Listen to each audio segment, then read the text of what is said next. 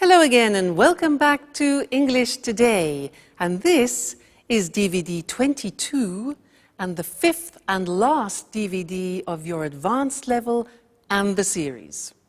And in this DVD, you will see another 2 episodes of our story, That's Life, followed by some more special TV programs. This time, our sports expert will be talking about Wimbledon.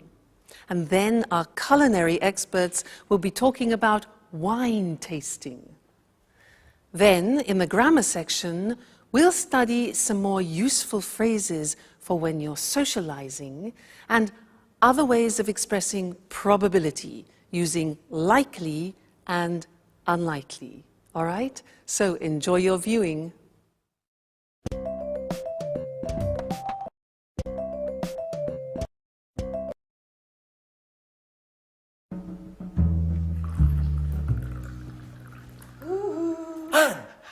Hi.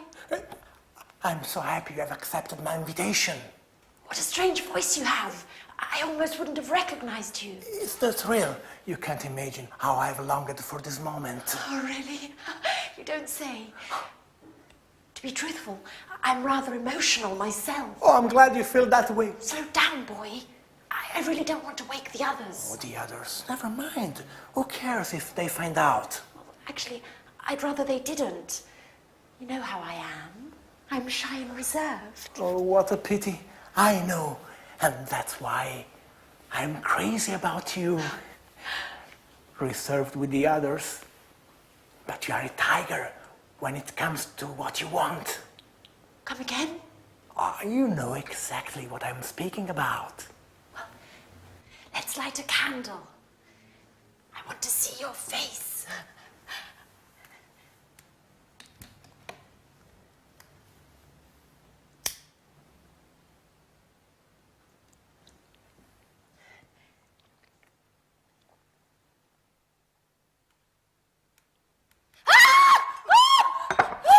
What are you doing here?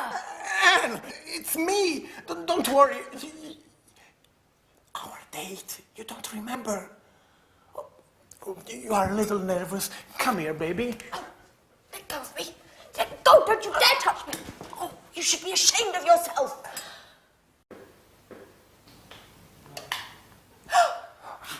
Hey, what's going on in here? Edward? No. Anne? Oh, now I understand everything. Thanks a lot, Anne. What a great friend you are. No. What an idiot I was to confide in you. No, really, Alice, it's not like you think. Oh, and what am I supposed to think then? It seems pretty clear to me. No, really. Let me explain. I thought it would be Jack. What does Jack have to do with it? Why did you leave me this note in my napkin the other day? Edward, it was me who wrote you that note. I can't believe you don't get it. But the poetry and the roses, that was you. Sorry about that. I thought... I'm so sorry. What an amateur you are, Edward.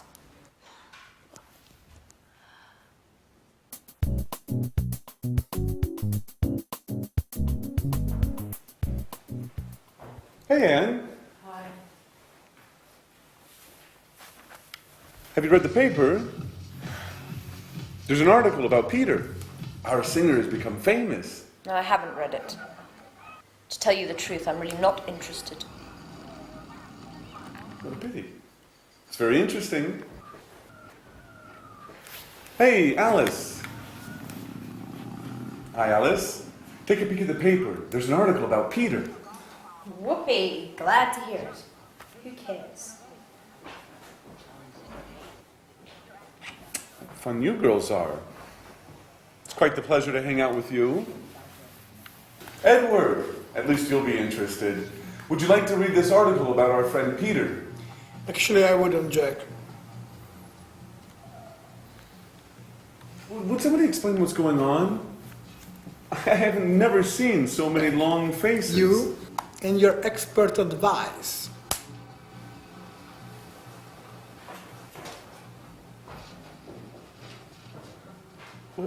What's eating him? Has he gone star craving mad? No, Jack, I've gone star craving mad. Yet again I played the fool. What an idiot!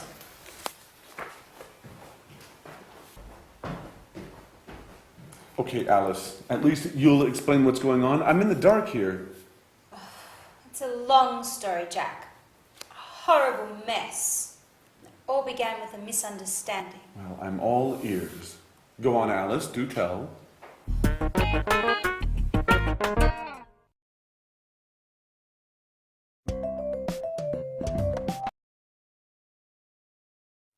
Hello again and welcome back. I want to look at some more socializing language with you because very often you just don't learn that when you study in schools and things like that. And it's very important when you're traveling to be able to socialize and feel confident.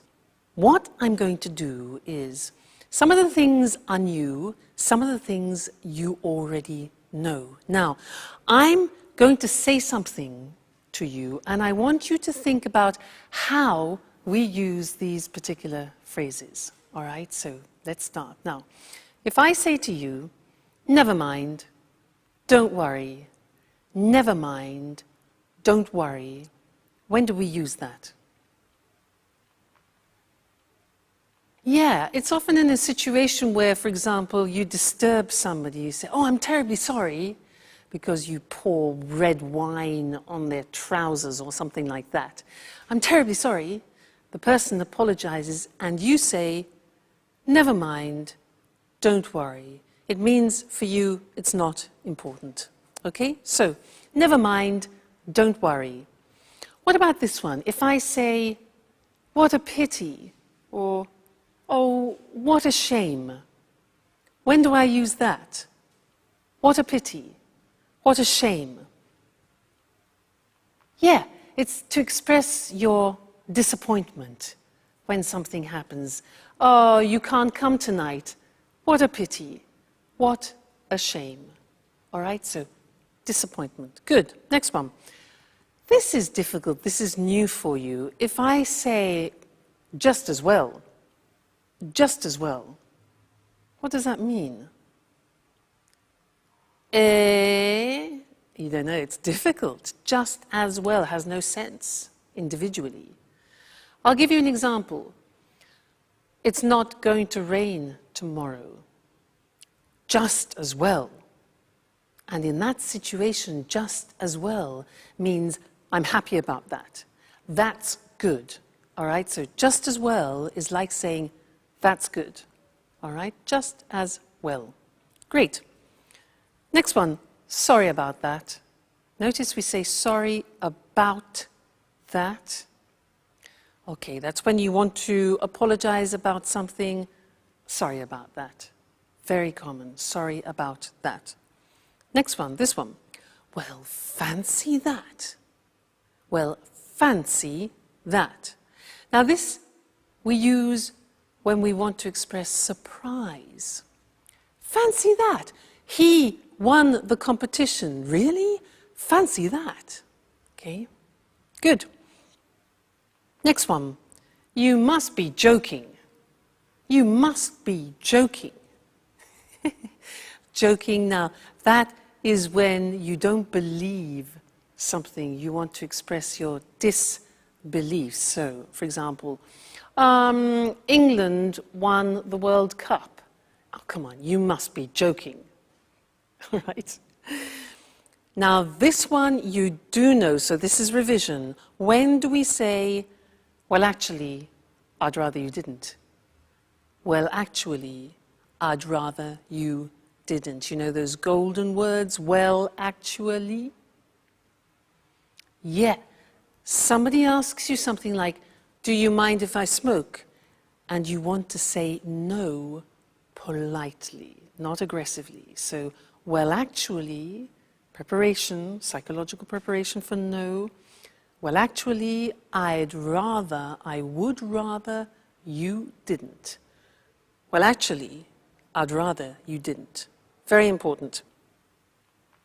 These are nice. Mind how you go. Take care. Very nice phrases, those. Mind how you go. take care. We say those mind how you go means be careful when you're traveling. When somebody is leaving you and saying goodbye, we wish them that. Take care, mind how you go. It means look after yourself, all right? And the last one is cheers. Now, cheers is something we usually use when we're drinking. Two people, cheers. But now we also use it in a familiar way to say goodbye.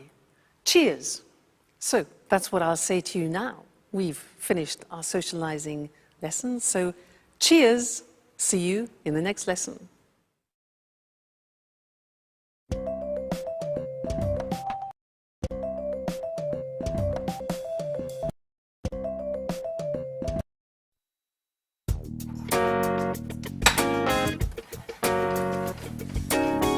Hi, Anne.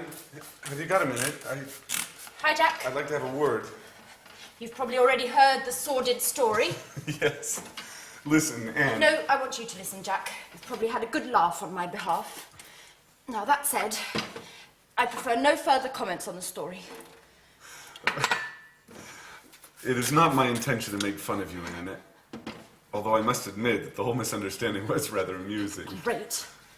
Now, pretty please, let's not talk about it anymore. Well, I would like to have a word about it. What I'm about to say is sure to surprise you. Nothing's bound to surprise me anymore, Jack. Anyway, listen. Don't worry. You don't have to explain. I know how things are. I know that you like me, but just as a friend. A friend that, Listen, well, Anne. maybe if we'd met at some other time, Anne, excuse me. things would have gone differently. And then, well, perhaps, blah, blah, blah, blah, blah, blah, blah. Anne, can I speak for 1 minute, please? Yes. Certainly, Jack. Thank you. Go right ahead. Now, you know how I suffered about Sharon. And well, after her, I didn't think I'd ever feel anything about another woman. But then you came back from your holiday and I started to feel better. I didn't think about Sharon so much. What are you getting at, Jack? And it was because of you that I managed to forget about Sharon. That's what friends are for, n'est-ce pas? You really don't get it, do you? Get what, Jack? Anne, I'm trying to tell you that I'm in love with you. I didn't want to believe it at first. I thought I was attracted to you because I felt so alone in the world. But then this feeling grew, and when Alex told me about Edward, I realized it should have been me to bring you those flowers. Jack, if this is some kind of a joke, it's not very amusing. No, it's the truth, I swear. We were made for each other.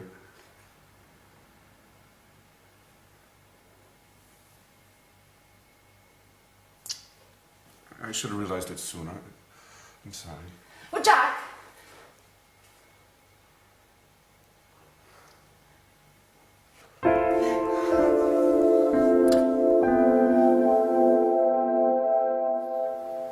So, Edward, are you going to explain why you called us all here today? What's so urgent? Well, listen. Something marvelous has happened, to say the least. I must say I'm a little unsure about what you term marvelous. Oh, let's put aside our differences, Alice. We should all be happy today. Oh, just a moment. Yep. Oh, great. Great. Don't worry. They are certain to accept. I've already spoken with the group. Yeah. They are bound to be here any moment. Yeah. We'll be sure to get the details later. Bye-bye. Edward, do you plan on telling us what's going on? Well, you all remember that I was in touch with the producer to propose what I've filmed with you in this house. Yes, and? He ate it up. He loved you all. The house, your daily gossip, your relationships. Oh, great. They have already arrived. Excuse me for a moment. I'll get it. Who's arrived? Who? Come in. This way. Edward, what's going on? Who are these people? Hold on now. Mr. Martin, the producer, has accepted my proposal. We are going to make some TV shows here. And you are going to be the stars. You are bound to become famous. And I've already come up with the title. At Home with Anne. What do you think? Oh my God.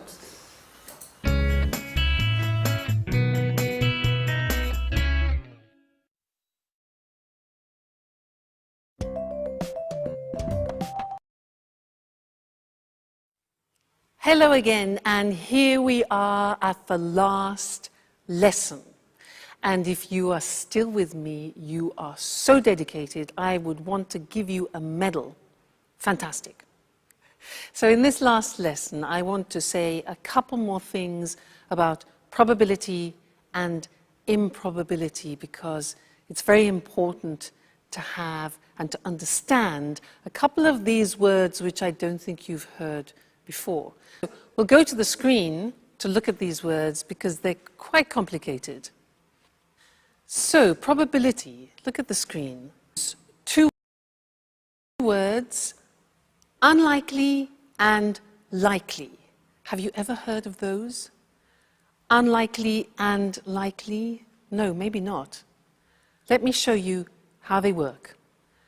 I can say to you, if for example, let's take my sister. My sister is a gymnast.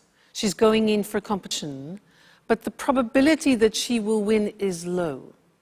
So to say that in English, I can say she's unlikely to win. Look at that structure.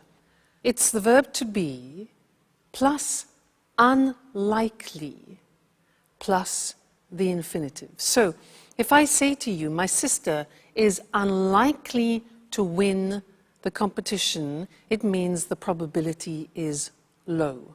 All right, so she's unlikely to win. Now, I can increase that negative probability by saying it's highly unlikely. For example, the weather. Let's say the weather. The weather improve tomorrow, negative. I say it's highly unlikely to improve. Highly unlikely means it's almost impossible. So we can add highly to unlikely. You see, unusual structure this. Another example is unlikely to get it. All right, so I want you to think about that. Unlikely is something we use a lot in the English language. You need to recognize it and to use it yourselves. Now let's move on to real. In English, we can use the word certain, sure. These are words that you already know. But there's another word which I don't think you know, and it's bound, from the verb bind, bound, bound. Now, if I say to you, they're bound to accept, you'll probably think, what? Now, they are bound to accept means they are certain or they are sure to ability. All right, bound to, sure to, certain to. Look at the examples. They're bound to accept it. We are sure to arrive on time. It's certain to work. Now let's take some examples and put them in sentences. I say to you, China will become a major world power. Now, what do you think about the probability of that? Well, likely, this is the positive form, highly likely to become a major world power. Another situation, what about this? In our lifetimes, a woman will become Pope. How about that? Right. We would say it's highly unlikely that a woman will become Pope. All right, highly unlikely. Another example, the world's climate will continue to change. I think that's obvious, yeah? So we could say the world's climate is sure to continue to change if we keep behaving like this. And one more. You'll learn English if you follow this course. That's for sure. So we would say, you're sure, you're bound to learn English if you follow this course. All right, so different ways for you to express probability, strong probability, less strong probability. You have been wonderful. You've studied hard, followed all the lessons.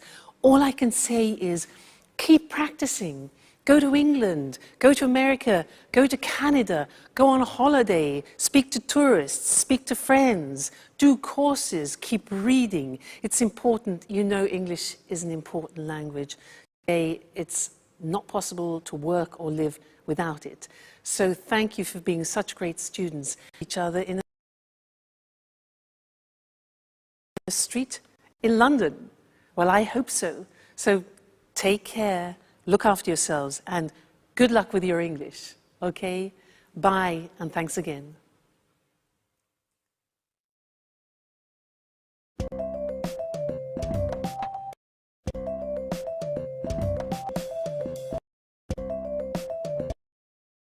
The tennis tournament that for many years insisted players wear only white. The tournament where the game's played on grass and where tradition is a key ingredient. Of course, I'm talking about Wimbledon.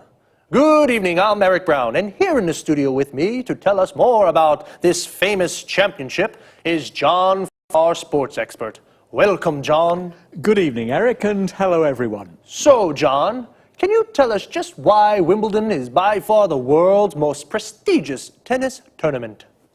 Well, Eric, the world's first international tournament took place at Wimbledon.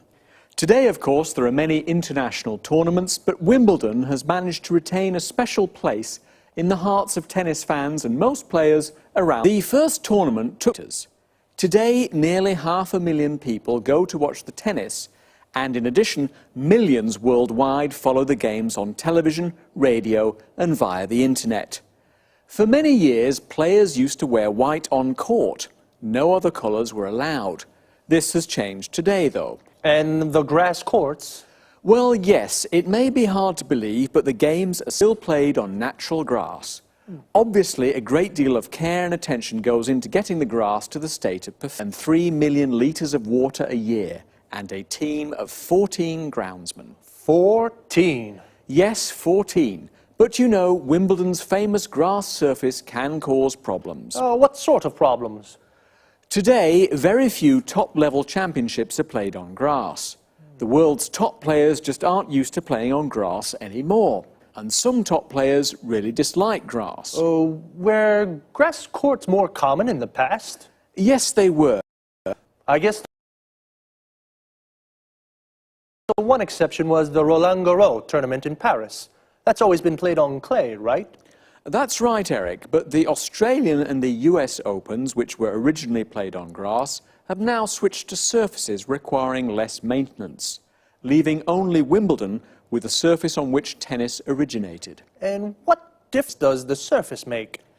Actually, it makes a big difference, Eric. On grass courts, for example, serves can be very, very fast, over 210 kilometers per hour, and the ball tends to bounce lower than on an advantage. And the alternatives? One alternative is the clay surface of the courts of Roland Garros in Paris. Here, compared with Wimbledon, the game tends to be slower and the ball bounces higher, giving the defensive players the advantage. Fascinating. Okay, thank you, John. One last question. Where exactly is Wimbledon? Wimbledon is a pleasant, leafy suburb in southwest London. Obviously, it's famous all right. Again. Thank you. Goodbye. And goodbye to you, and see you again next week for another edition of Sports Special.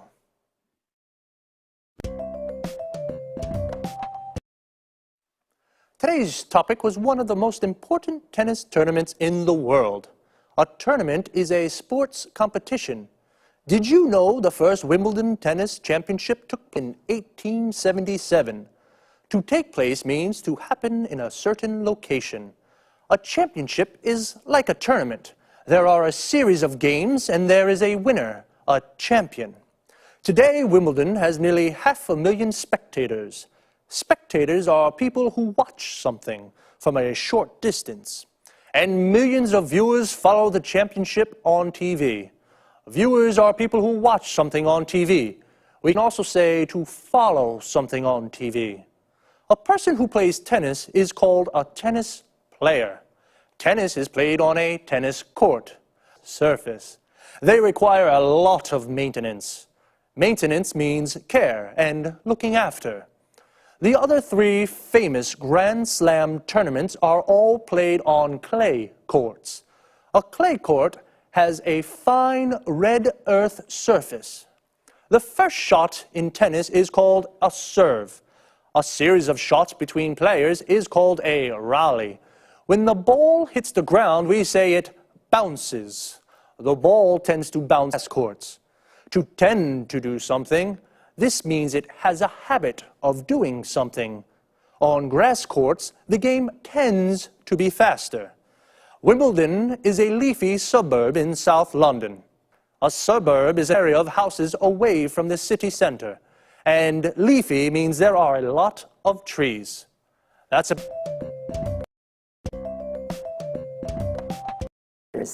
Lisa, this is our last show together. I hope you've enjoyed these informal chats as much as I have. Of course, it's been fun for me as well. Now then, what are you going to talk about today? I've received quite a few emails from people who want to learn about wine tasting. You know it's become very trendy these days. Great. I don't mind understanding a little more about wine myself. Let's begin with the right approach to wine. First of all, before drinking it, one should appreciate the taste of wine.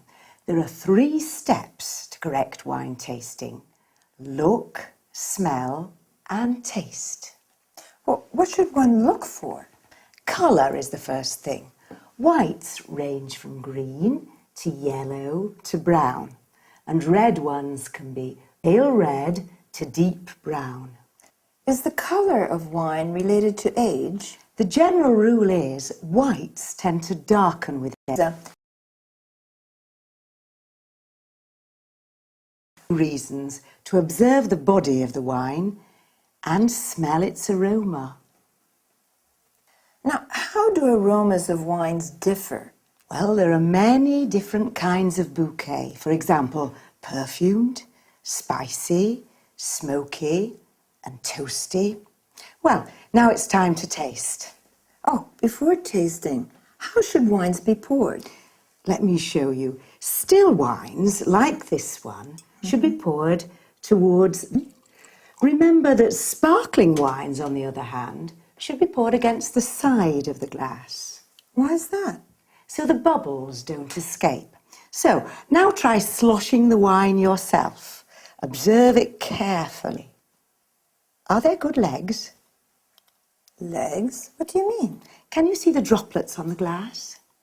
Wine. Now, have a first sip.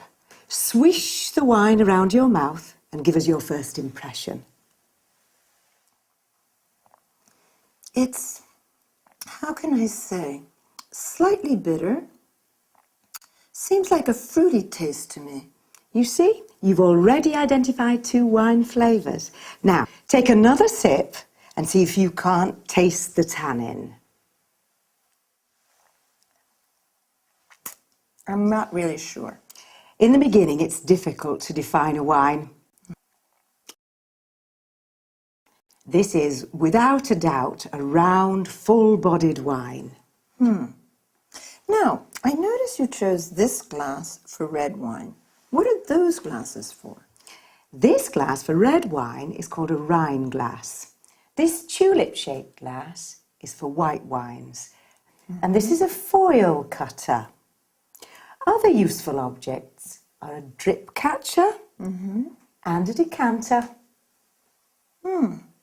Well, I'm sure there's a myriad of things that we could say about wine, but unfortunately our time is up. Lisa, thank you for being such a great hostess. My pleasure.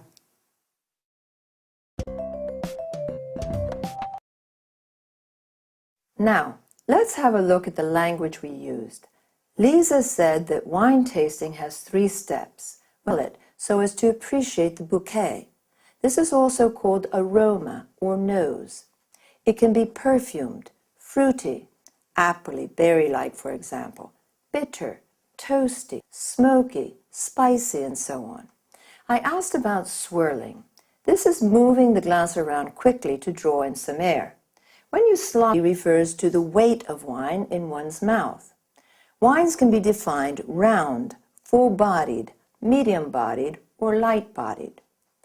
Aftertaste defines the taste that remains in one's mouth, length of time, after swallowing. Tannin is a chemical compound from bark, wood, etc., used in tanning. It mostly bubbles, or sparkling wines, wines with bubbles. Now, a quick look at wine utensils. A corkscrew is what we use for pulling corks out of bottles. A drip catcher will avoid drops falling on the tablecloth. To let wines breathe, we use